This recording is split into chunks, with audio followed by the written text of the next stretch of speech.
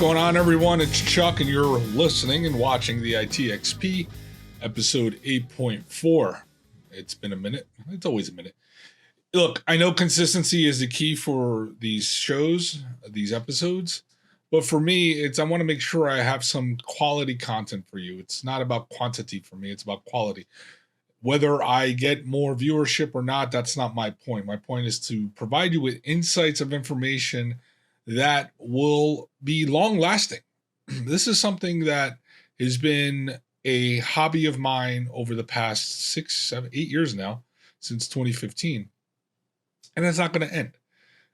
If you've followed my content, at least on YouTube now, I started posting Fortnite videos because it's something I do on the side as well, gaming. And I think that for those over 40 that are interested in gaming, I hopefully will provide some insight in terms of what it is, what it means to game in today's day and age. We're not talking about the Atari back in the day. We're not talking about the ColecoVisions, the Intellivisions and whatnot. We're talking about the progression into a genre or format of gaming that is a lot faster, requires pretty decent computing power, and the skills and agility to really compete at a level that has not been seen since, The Wizard, the movie The Wizard, right? When in the 90s, 80s, 90s, when they had competitions back for Nintendo Entertainment Systems, right? Super Mario Brothers 3 came out, and we saw that on that movie, right? So those gaming competitions have vaulted into this new level of gaming that's just insane. If you've ever watched esports leagues and things like that, it's interesting to see how the technology has evolved, how the accessibility and the abilities, the skills that these kids bring, and I say kids because a lot of them are young, bring to the table in terms of the mechanics and things like that. And a lot of them are making a lot of money, which is good.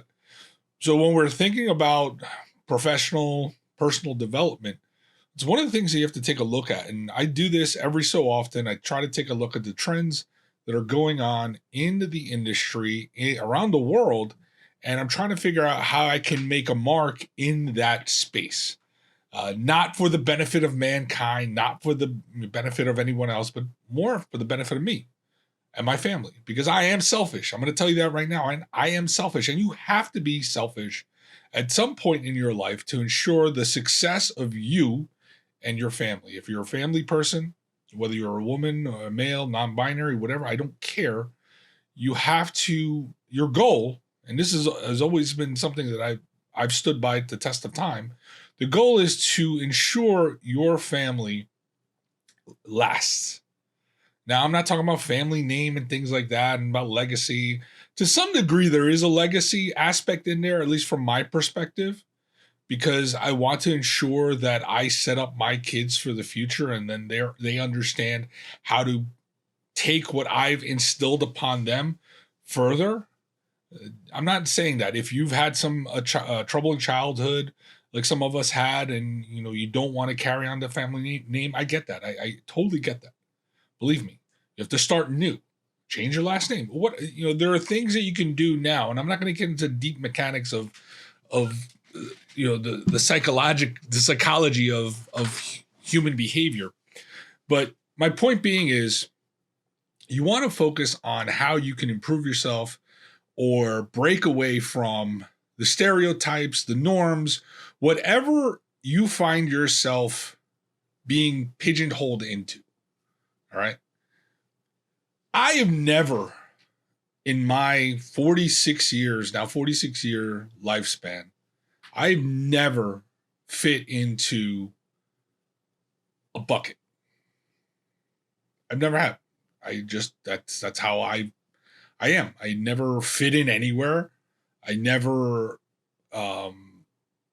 had I'm not going to say I never had a close circle of friends. I've had a close circle of friends, but for me, at least in my mindset, that close circle of friends always came at a point in time where I needed them. And you'll find that if you look across your history in terms of friends and your acquaintances and people that fall into your life, you'll find that they're there for a reason. And if you don't pick up on that, then you may lose out on an opportunity to gain insight and knowledge, or leverage some of those friends and connections to progress forward. And sometimes we are so inundated with the norms of friendship and a circle of friends and things like that we don't realize that sometimes that circle of friends can hold you down. So for me, I've always been aware of friendships. I've been very strategic in the friendships that I've had over my lifetime. And I've even told people, friends of mine, that for me, friendship is secular. You'll have people come in and out, in and out. Some people may last longer than others. You'll maintain those acquaintances throughout your life, but those core people that are in your life are going to be there for a reason. And again, I don't want to get into too deep a philosophical mindset here, but what I'm trying to get at is I tend to look at trends in the industry every now and then, probably every year. I try to see what's going on. But there's a big shift now in our industry, in the information technology industry, in where, for the most part, I think information technology is dead. It's dead.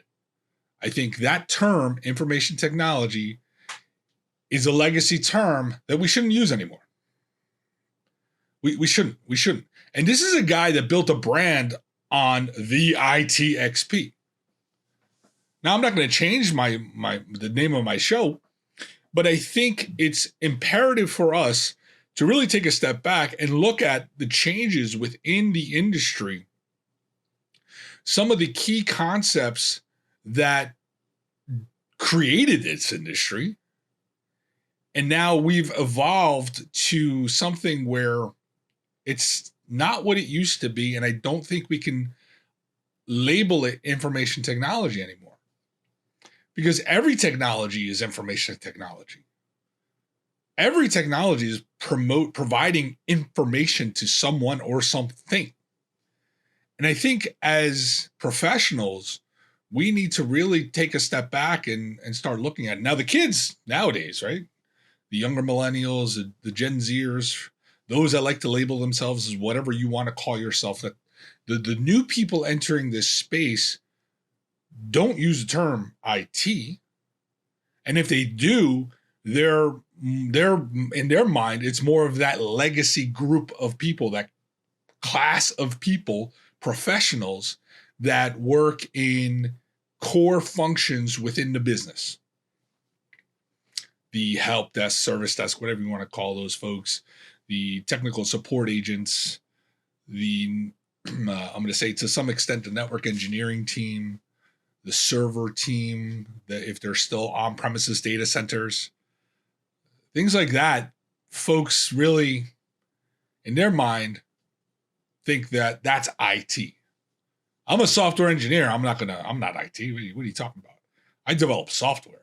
I'm a database engineer, a database analyst. I'm a data analyst, things like that. I work in cybersecurity. I'm in risk management. I don't do IT. I'm not IT. It's almost like a negative connotation when you say IT now. And it could be true. And something, again, where I built my brand on IT. But I think it's dead. It's been dead for a while. And I just don't think that we've been able to move away from it. We are technology enablers.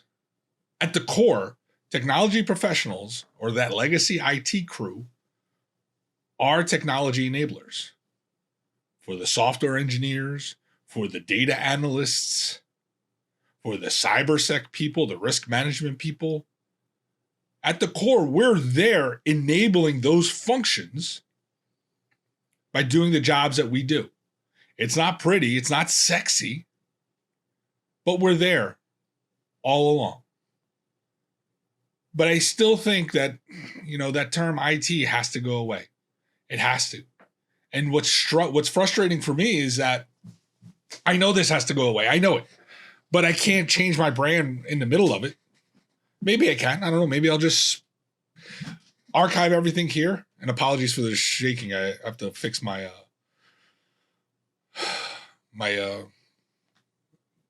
table, my adjustable table, my standing table. But I think it's something that I need to reevaluate and say, all right, let me archive all these shows under the ITXP and come up with a new brand. It sucks because after 8 years, it's like, all right, what do I do now? And if you're not asking that question every so often, if it's not every year, maybe every 2 years, every 5 years, whatever. If you're in technology, I think you have to do it a lot faster or a lot more frequently. You can't wait 5 years and figure out what to do next. You always have to try to figure out what the pulse is and what you need to do to continue moving forward in this industry, in technology. What's next? What's next for you? Are you going to continue being a technical support analyst for another decade? I had a conversation with somebody in my current organization who's a technical support analyst, and he's like, Charles, because I go by my formal name at work. I'm like, hey, Charles. He's like, hey, Charles, I've been doing this for 12 years. I've been trying to get out of this, but it's been so challenging for me because nobody's given me an opportunity. And I pretty much broke it down to him. I said, hey, you have to make your own opportunities. I said, the reason you are talking to me is because I raised my hand when somebody left the organization. I said, hey, can I step into this role while we either wait for the new CTO to come in and figure out what they want to do, or you figure out what you want to do? And this is the managing director. Actually, she's an SVP at my level, in my tower. I said, can I step in here, manage a team in this space, and also help manage the projects and continue driving the strategy until the new CTO comes in? And she said, hell yeah, go for it. She said, because I can't hire anybody right now to backfill the position for this guy. So I need somebody to jump in here, and I can't do it, right? She's being pulled in 8,000 directions, but I need somebody that can help me with some of this work. And I said, sure, let me jump in here. And she said, go for it. So right now I'm considered the interim head of cloud engineering at this organization. And I told him this. I was like, I saw the opportunity. I raised my hand and I'm jumping in. Now, maybe you did that a few times and you just didn't have the right leaders in your space, but I'm here now, so let's help you out. And that's how I approach work and career, because I think everybody should have an opportunity to at least try. Some people get in this platform and they're like, you know what? You're a technical support agent. I'm not going to, no, there's no way you're going to do cloud engineering. Why don't you start somewhere else and then come to me? Why? Everything's so freely available on the internet that people can just jump in from wherever into something totally new. Look at the cyberspace, the risk management space. There's a flood of people coming in from all walks of life going into that realm of security, risk management, I should say. Why? Because there are people that coming in, they're learning, they have the desire, the grit to learn and continue to learn, and they're jumping into these spaces. So why would it prevent somebody who's been a technical support analyst for 12 years to not jump into a cloud engineering spot? So I said, you know what? Here's what you need to do. I'm going to partner you up with somebody. You're going to have to shadow them. You're going to have to listen to what they have to say. And we're going to get you moving. Now, I also have another effort that's parallel to what the cloud engineering team is doing, but for my primary team, that I can get you access right away. And you can get access to the console, the AWS console, and you can start building EC2 instances for us, because it's right now, unfortunately, it's almost like a data center type effort, because you have to build EC2 instances and install this application and things like that, configure ALBs and NLBs and work with the cybersec team. But it'll give you insight into how things work in this kind of cloud legacy model where we're still building EC2 instances. I mean, I know organizations still build EC2 instances in the cloud, but why do you need to do that? There's a lot of services out there that don't require you to build EC2 instances. There's some that you still need to, but like this one. But for the most part, you can go serverless.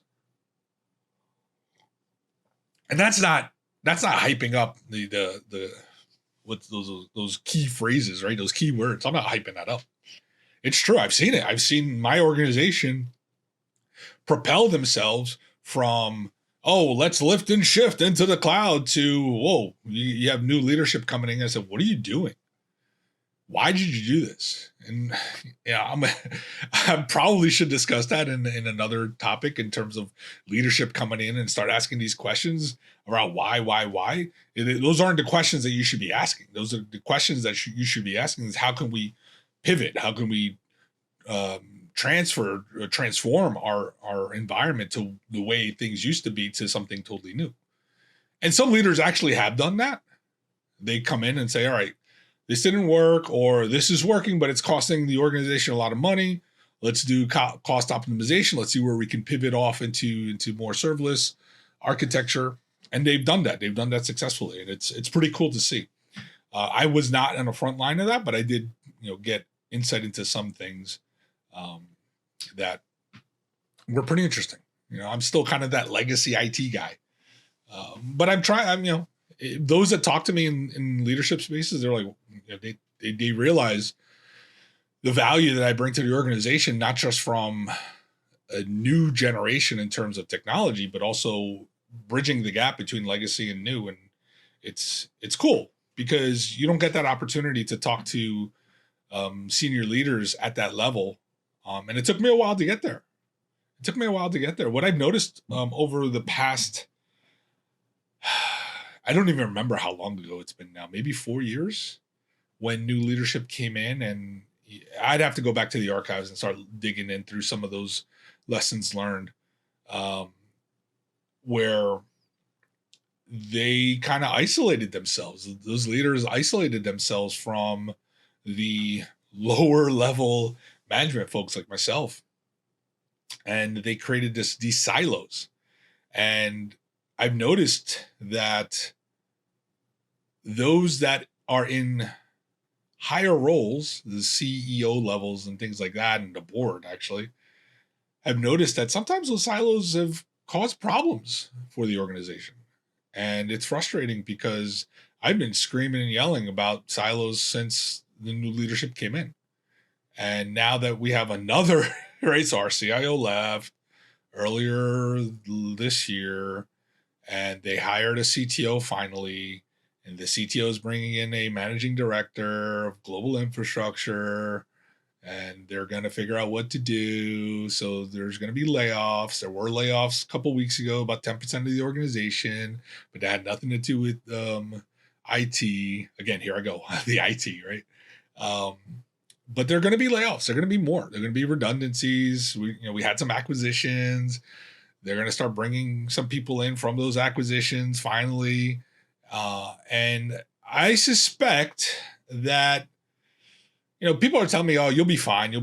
I suspect that if I don't get the opportunity to demonstrate my skill sets from a strategic point of view, from a strategic role, as opposed to that middle management type role, which I've been trying to break out of for years, I suspect my name will be probably somewhere on a list within the next 3 to 4 months, maybe 6 months.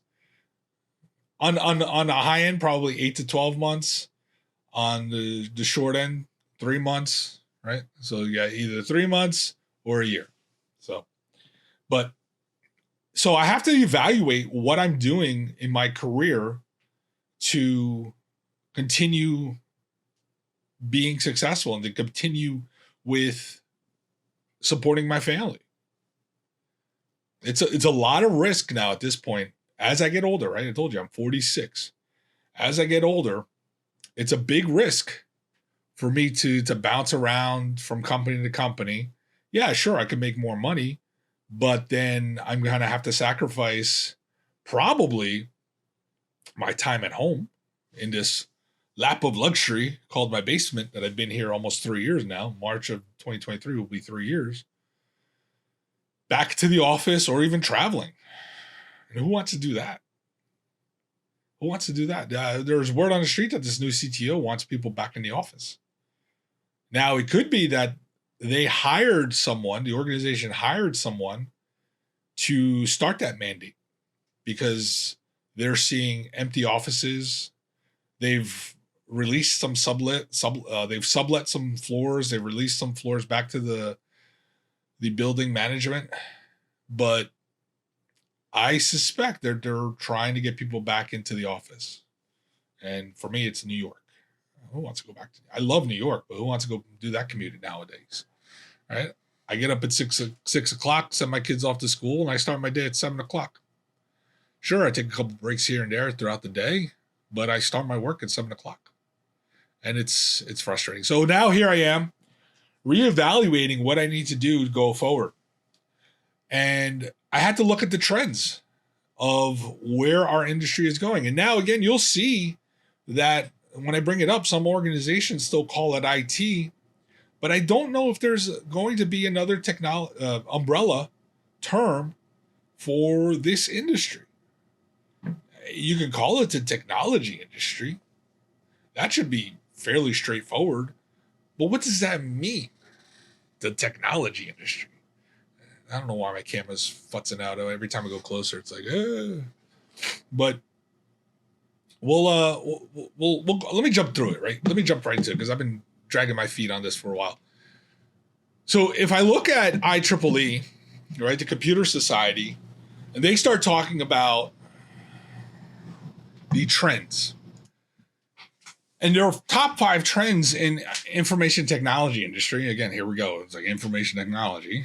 But I wanted to pinpoint these because I really think that this is the future of technology. If you're an IT professional, if you're in what we're considering the legacy space, data center work, network engineering and things like that, you should probably start looking into some of these areas. Now, network engineering is always going to be a demand. Obviously, you've seen the transformation of network engineering with software-defined networking. There's a lot more automation into that. That should be a given. If you're in an organization that is not automating things and you want to make a name for yourself, start there. Automate the shit out of everything. You should already be doing that. That was 10 years ago. Literally, that was 10 years ago, if not more. At this point, automation should be in your wheelhouse, whether it's Python, whether it's PowerShell, whether it's whatever. Automation should be in your wheelhouse. There are a lot of applications, there are a lot of software stacks that can do this for you, but automation should be in your wheelhouse. So when we're thinking about the future and how you can survive in this space, how you can ensure longevity. Yes, you can work at a government and you'll be there forever. God knows, right? But we're talking about something that will have sustainability for you long well after you've left your organization that you've been with 5 years, 10 years, 15 years, 20 years, right? These are the things that will continue changing, will continue evolving, will continue to provide a need for talent.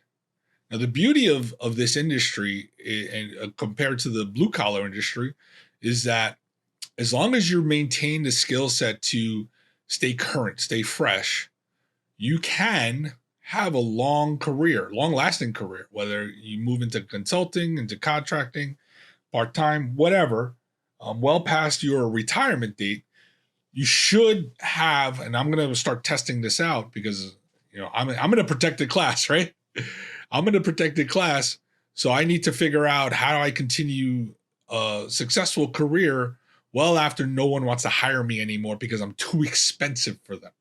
And we'll get to that later. But the IEEE, the Computer Society, says the top 5 trends in information technology, I'm going to say technology, is artificial intelligence and machine learning, edge computing and quantum computing. We'll get to that in a little bit. Cybersecurity, again, that's going to be something that's always going to be there. Blockchain, and not in kind of like the cryptocurrency type sense, but just blockchain in general. And then virtual reality and augmented reality. These, I think, are going to be the top 5.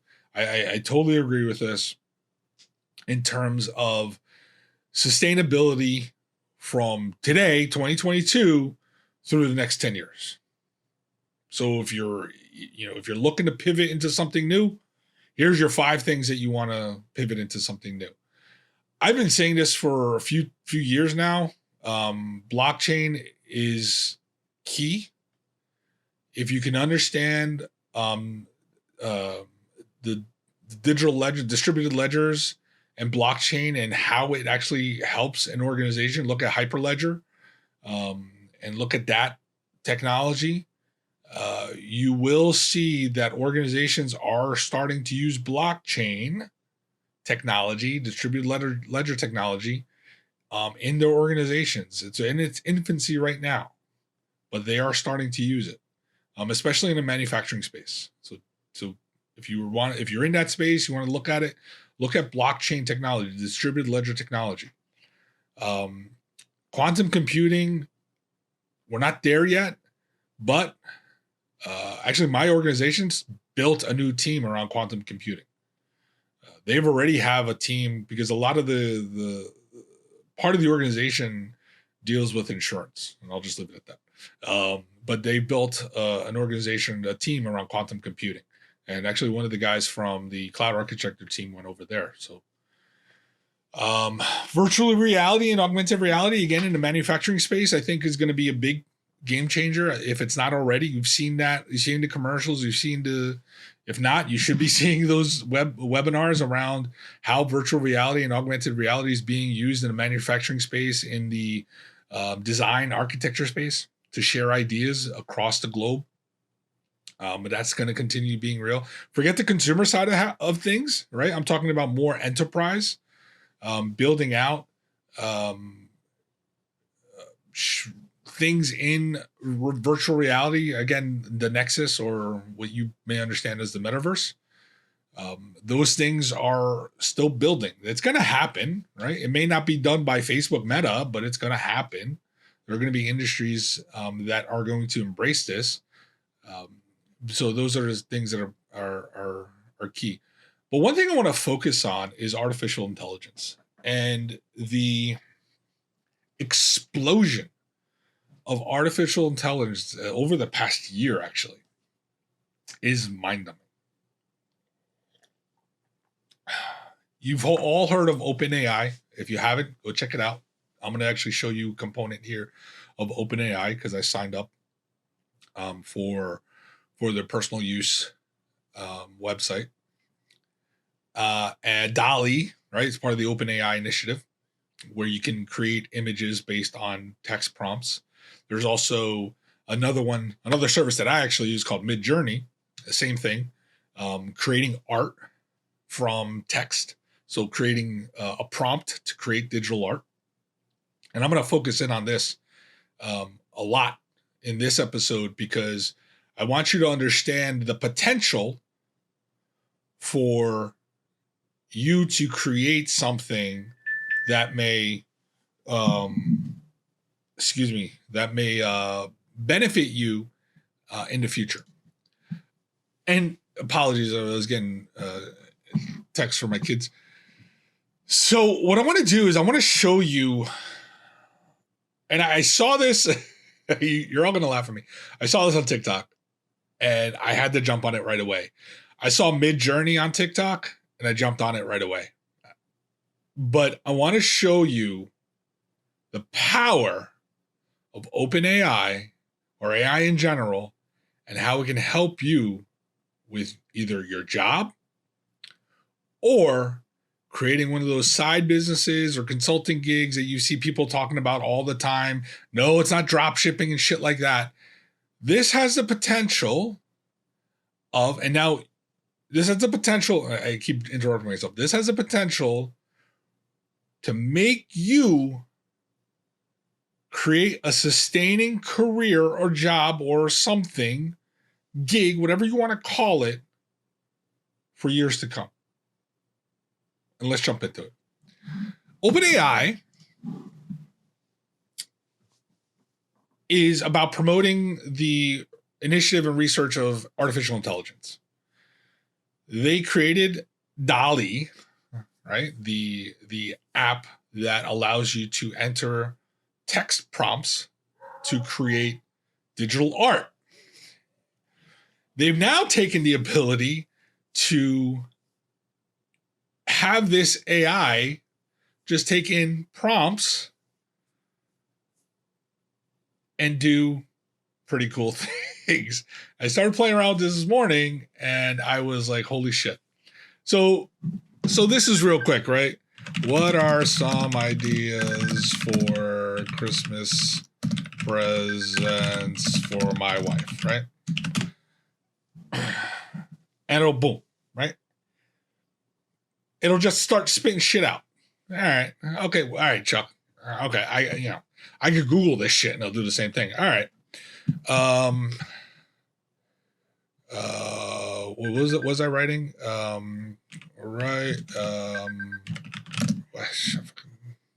Things are, my family's just texting each other now, and right as I do this, write a Python script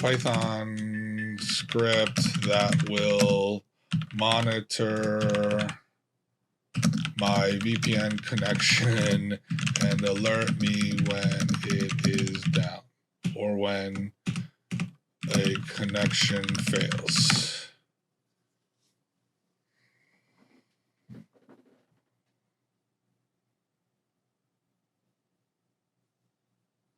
I don't know. Can you see this?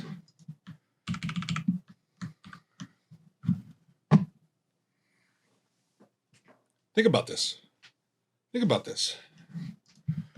Write me a Python script that will,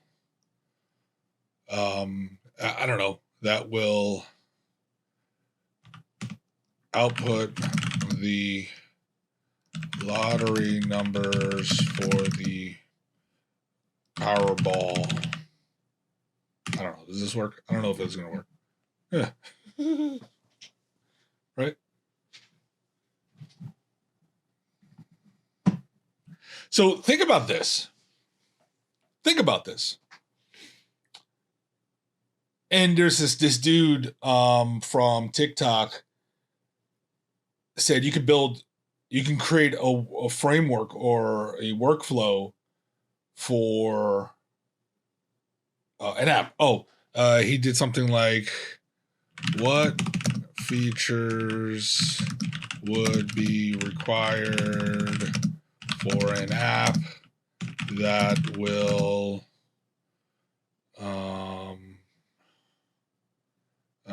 that will measure, measure what? What am I going to measure? Carbon footprint for manufacturing companies. I don't know. Let's see what this says.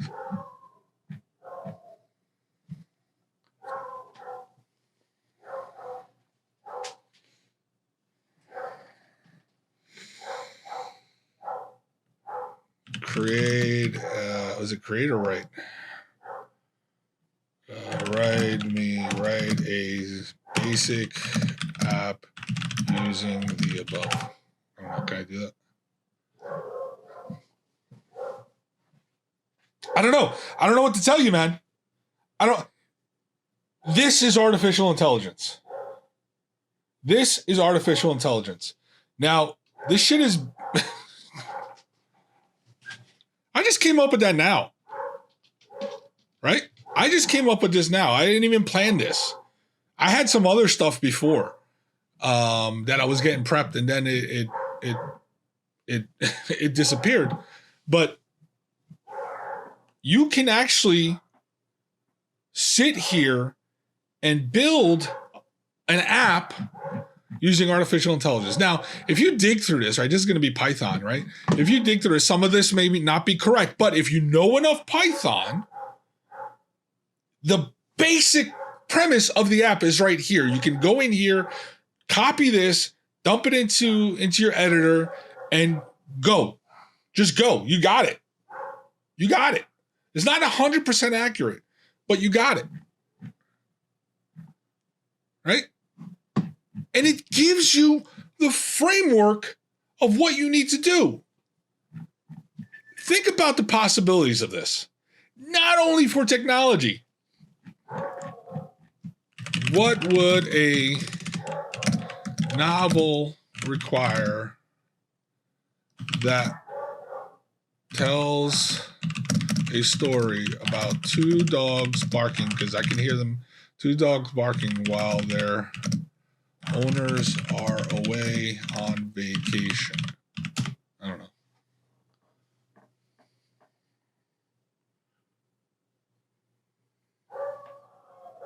Tell me this isn't what you need. Write a basic, no, fold this. Write a full novel using the above. Oh, all right. Write basic novel using the above. Let's see what happens. Look at that. You want to write a story? Fucking use AI. Use AI to write a story for you. Or help you with, you have something in your head that you just can't get out, you're going to use AI. So when they say AI is the future, you still need humans. You're still going to need humans. AI is going to do the basic work until it evolves. It's going to do the basic work. There's already stuff out there, no-code apps, building no-code apps and things like that, right? Those are the fundamentals of AI. Boom.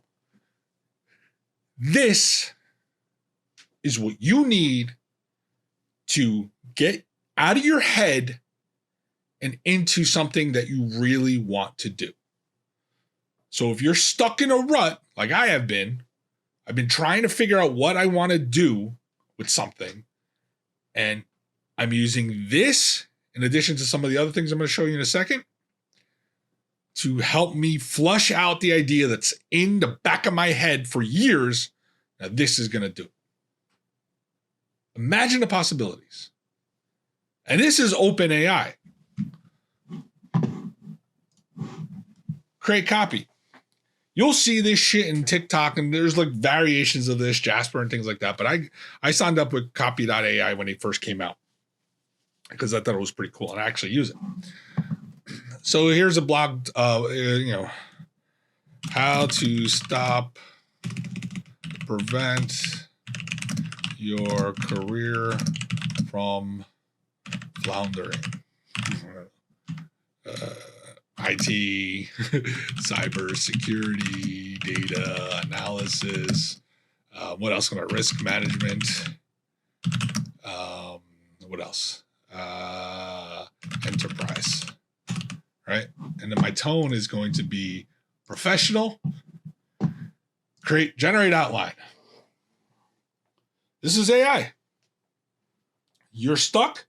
You want to create a blog post? Doop. There you go. There you go. I don't like this. Let me regenerate them all.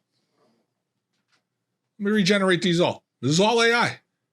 Now, I'm a bit concerned about copy AI, right? Because I have been using this to create my own blog posts and talking points for not only this show, but for work as well. And sometimes it seems like they pull stuff from other folks. So it's like, are they just scraping the web? So So let's do this, right? So, all right. So now I have my outline. Let me create talking points. So now they're going to create talking points. Now remember, the tone is professional. So this should be very professional. So make a plan, stick to it, set goals, take things one step at a time, always stay current, go broad, not deep. All right. And this is boom. All right. So now I'm going to generate the content. And all I did was type and I'm pointing to the screen like you'd see this. All I did was type how to prevent your career from floundering, and I gave it some keywords. That's all I did. This is live. Introduction. You've been at working for a while. You've probably experienced the career doldrums. It happens to everyone at some point. Your industry changes and you're suddenly obsolete. Holy shit. Your company restructures so that your role doesn't exist anymore. Or maybe you're just bored with your routine and want something new. Does that sound familiar? Does that sound familiar to some of you? Whatever the reason, it's important to stay focused on what you want, not just what comes along. Here are 5 steps that will help your career on track. Let's do this. And dude, or do that. Or non-binary. I don't give a shit who you are. Here you go. You want to be a career coach? Use AI. And I'm going to tell you something right now. I could be charging you all for this. I paid $1,000 for fucking Tony Robbins. He had this program called Project Next, Project Next, right? Started in the summer, and I still have the course, and I'm paying monthly for his masterclass platform. But I didn't build a product yet because I'm just learning how that industry works. The career coaching industry, insane. Fucking insane. I bet you people are using this stuff. So you want to be a career coach? Use AI. So now, here's my blog post. All I got to do, copy and paste. Copy and paste. I didn't even write shit except my title, keywords, and the tone. That's all I did. Copy and paste. How long did it take me? Well, we're here. 10 minutes maybe? Because I'm farting around just talking to you? Copy and paste. I know I sound repetitive, but it's that simple. This is what AI is doing for you. And I know this whole episode was around IT being dead, but if you can think about what you've done in your career up until this point and how you can leverage the tools that are out there. Now, this is not free. I paid for this. ChatGPT, what the hell is it? ChatGPT is free. This is free. You just have to make sure when you sign up, you just select personal use. All right. Copy AI is not free. Actually, I think it's cheaper than Jasper.ai, but you do your own research. Okay. So this is saved. Let me show you what else is available here.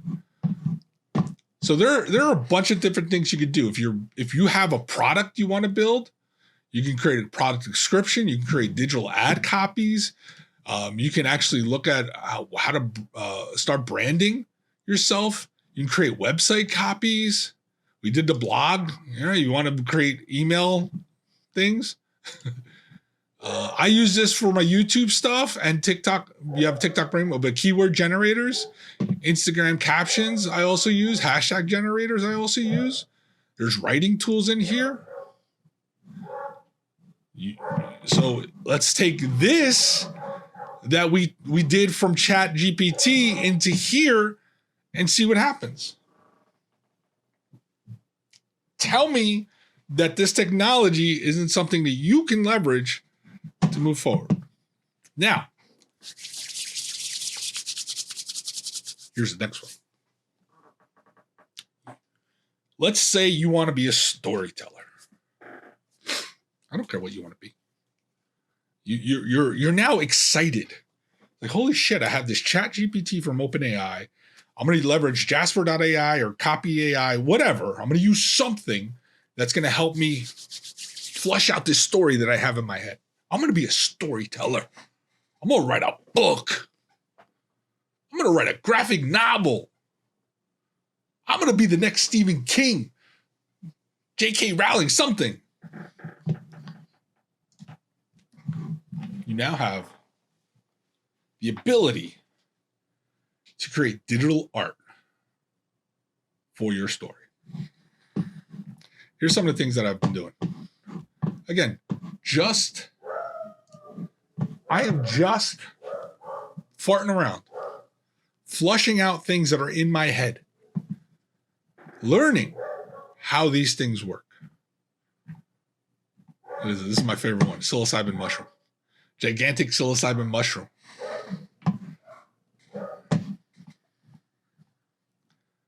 Some of the Halloween stuff. Some of these things actually I put on Printify and created a canvas Halloween bag with some of this stuff. I didn't sell any, but I bought one for my daughter because she thought it was really cool. And I put this one actually on a journal so they can have. And there's another one. This one. My oldest loved this one, so she wanted that on a journal. So I created a journal for it. Right. This was around Halloween. So I've been playing around with this for a while. This is free. Mid-Journey. This is free. You can pay for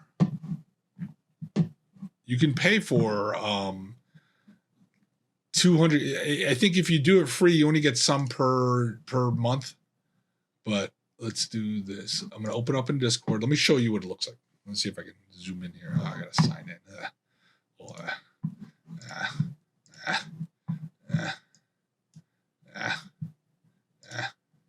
Okay.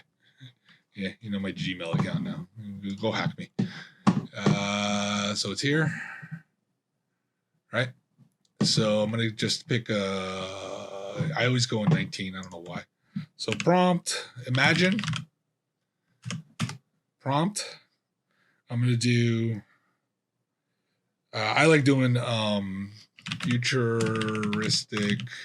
futuristic apartment.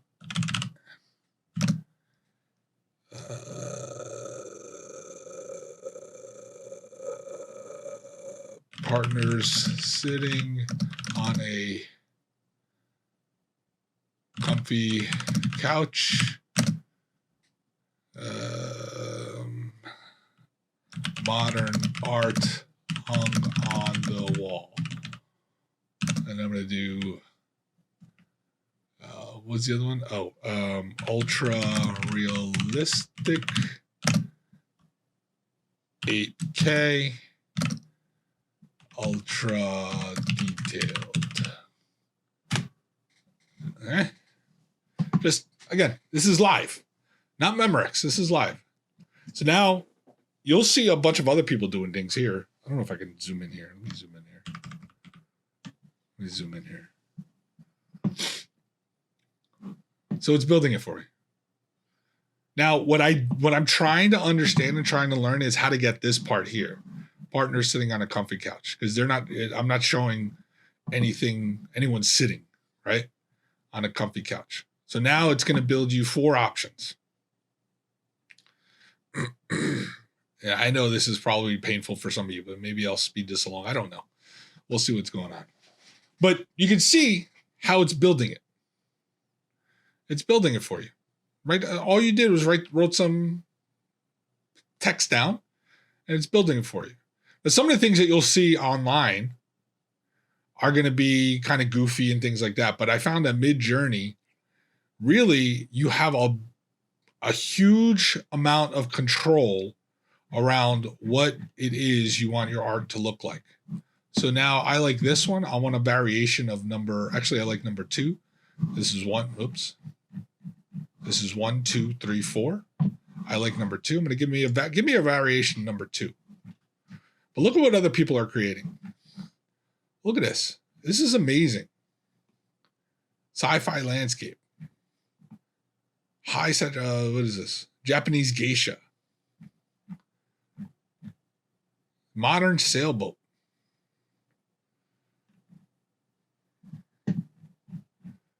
People are creating art, and they're calling themselves AI artists. Look at this guy. Coincidence with an error. Photorealistic detailed picture. This is artificial intelligence. Now, which one do I like? So I like number 3. So I'm going to upscale number 3 because I like it. But tell me that AI is not what you need. Tell me that AI is not what you need. With just these 3 things here, you have the opportunity.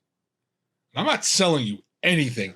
There's not going to be a link to click on subscribe to this shit. There's not going to be, sign up for my subscription newsletter, bullshit like that. Oh, just give me $1. I'll give you the free things, blah, blah, blah. I'm not doing that shit. That's part of that whole system of career coaches or, life coaches and bullshit like that. I'm not doing that for you. I've told you time and time again, this will forever be free. Maybe there'll be commercials in the future. I doubt it because I'm not doing enough content to attract advertisers. But this is what you're looking for.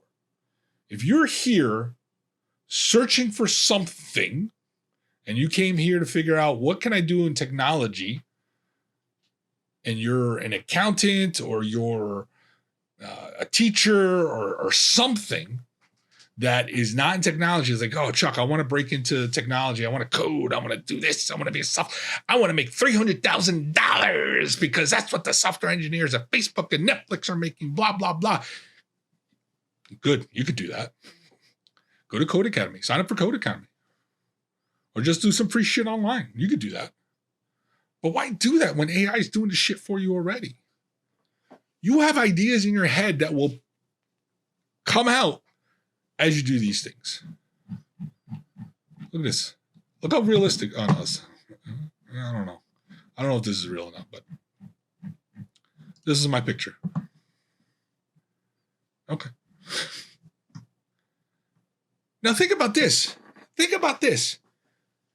You're a designer and you need something to come. I'm an interior designer. Boom. Here's what I can do. All with AI. All with AI. I signed up for the 200 images a month, $10 a month. But I also have a business. So the business is paying for this. The business is paying for copy AI. So I want you to really think about the benefits that are available for us with artificial intelligence. All right. And I may go through some of the other things. Actually, I recorded this episode a month ago and it got screwed up because I wasn't paying attention to OBS and half of the video was me going like this and there's no sound. It's ridiculous. But I focused on artificial intelligence and machine learning because yes, it's trends in the industry, but not the way I think you thought about it. I think some of you that thought about artificial intelligence and machine learning, like, oh, I have to learn how to code to develop these models for banking, for insurance, for manufacturing. No, I'm not even talking about that. I'm not talking about the under the covers type stuff. I'm talking about leveraging artificial intelligence to build you an app, to build you a script to automate something. Hell, to even give you a framework on writing a story. That's what artificial intelligence is going to do for you. That's the leverage that you have now. Not everybody knows about this. So if you stumbled across this in 2022 or maybe 2023, it's December 2022 now, or in 2023, or even 2024, looking into the future. But now, if you're listening to this in 2024, this is the past. Hopefully, more and more people have leveraged this technology to do what you actually love to do what you actually want to do. You can still work your day job. And suck it up, Buttercup, because you're never going to like your job because you're working for somebody else. So I love my job. I love waking up. But why? Why? You're waking up to work for someone else, not for you. You're chained to that desk. You're chained to that phone. So why can't you leverage this to help you move forward? And that's what I'm doing. That's what I'm working on. Fine. When I saw ChatGPT, I'm like, holy shit, this is what I've been looking for. To get the shit that's in my brain out in something that's manageable. That now I can take, oh, this is what I've been talking about. And then you can look at, how to publish your own book and shit like that you see on TikTok, YouTube, whatever. But this is what you're going to do. And there's other shit out there, create video to text to video and things like that. I've fooled around with that. But I think doing the affiliate marketing thing, and I know I'm going off on a tangent here and shifting gears, but if you start thinking about affiliate marketing, things like that, look, one thing I'm going to tell you, making money is not easy. I don't care what anybody tells you. Yes, this took me, I keep pointing, but this took me 10 minutes. Although this was less than 10 minutes, right? But now I have a format, a structure that I can take and move it into Copy AI. And then I can move Copy AI into, I think the site was in video. Let's see. Was it in video? Yeah. Right. So in video, was it in video? Shit. I'm trying to remember. I built something that it was text to video. Text to video. Try. I think it was in video. No, it wasn't in video. Text to video. Synesthesia was one of them. Yeah, it was in video. Yeah, it was in video. So you'll see all these things. This one. It's not user friendly in the least, right? So text to video. I'm gonna just do this. Right, use template, and then add a headline. Let's do this. How to prevent your career from floundering. Now, this is what the affiliate marketing people were talking about.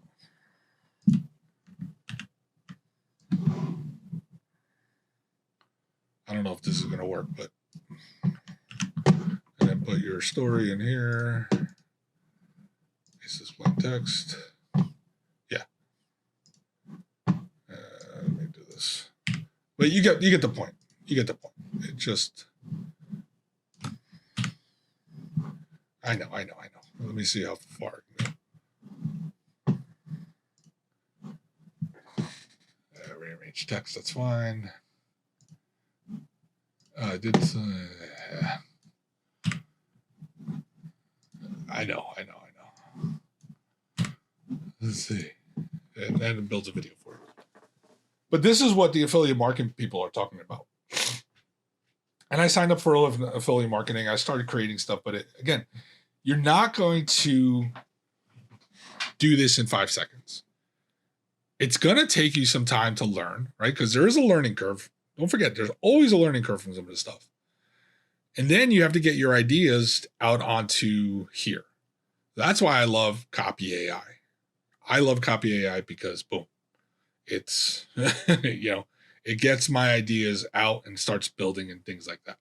But I probably spend about 4 hours a week doing this stuff for my so if you notice, I post some sports betting things on TikTok, and that's I leverage Copy AI to help me create the hashtags, to help me create some of the descriptions.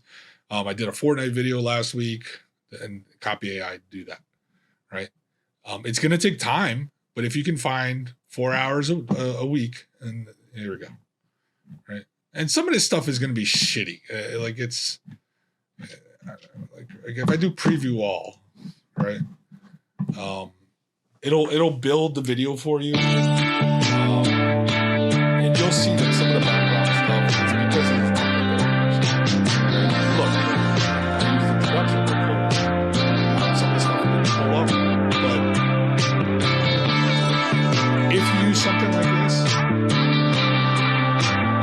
to put the work into. It's going to do the just like Chat GPT, right? It's going to do the framework for the foundation. You're going to have to go in there and decide.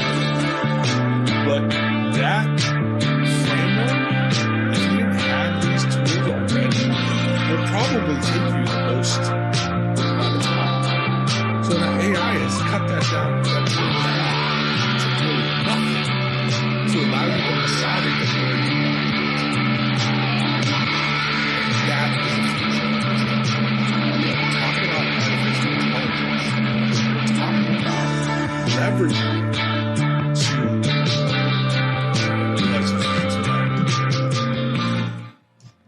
We're talking about leveraging the technology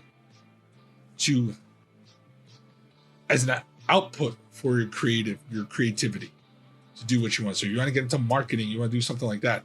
AI is going to do that for you because you still need the people to help develop that, to help develop this. Because you'll see some of the stuff is blank because it didn't know how to fill in, and then you'll have to go in here into InVideo and pick out the right templates to fit into this. And sometimes it'll gel, sometimes it won't. Right? This is a 5-minute video. So if you can think about what you can do to be creative, you leverage artificial intelligence. And InVideo is one of them. There's a bunch of other ones out there. Again, do your own research. I didn't pay for this. I'm still on the free tier because I don't feel like I have enough at this point to be able to leverage services for this. Midjourney, yes. Copy AI, definitely. ChatGPT is free. So again, I keep harping on those again because I feel like that is where I'm going to go down. There's other things out there. There are other things out there. Okay, don't get me wrong. There are other things out there, but these are the three that are core to what I'm using to move forward. And I know this is a long video. I know this is a lot. So you may have to go back. You may have to, re-listen to some of this stuff. But it's key that you understand what they mean by artificial intelligence as a career. Yes, there are aspects of it that you will work on if you're in research and development. You will work on artificial intelligence models. Just escaped my mind. To develop some of this stuff even further. But as a normal technologist, you're leveraging the artificial intelligence tools to help you do your job and do your job better. Thank you very much. I hope you gained something out of this. If anything, it's just my way of doing the brain dump. And I'll see you soon. Follow me on Twitter, _IT_XP. And I'll talk to you next time. Take care.